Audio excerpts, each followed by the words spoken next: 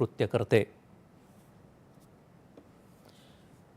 ज्या कंपन्यांना अनुदानित खते विक्रीचा अधिकार देण्यात आलेला आहे त्यांना विना अनुदानित खतं आणि कृषी निविष्ठा विक्री करता येणार नाही अशा स्वरूपाचा निर्णय उत्तर प्रदेशात झाला आहे। तसंच रासायनिक खतांचा पुरवठा करताना होणारे लिंकिंग बंद करण्याबाबत उत्तर प्रदेशनं जाहीर केलेल्या आदेशाच्या धर्तीवर राज्यात देखील निर्णय घेतला जाईल असं कृषी मंत्री दत्तात्रय भरणे यांनी सांगितलं। कृषी निविष्ठा विक्री व्यवसायातील अडचणीबाबत माफदा संघटनेच्या प्रतिनिधींसमवेत झालेल्या बैठकीत भरणे बोलत होते। राज्यातील कृषी निविष्ठा विक्री व्यावसायिकांच्या विविध प्रश्नांवर घेतलेल्या भूमिकेमुळे 27 एप्रिलपासून सुरू असलेला संप शेतकऱ्यांच्या हितासाठी मागे घेण्याबाबत या बैठकीत सकारात्मक चर्चा झाली आहे। संप मिटण्याचा मार्ग त्यामुळे मोकळा झाला आहे।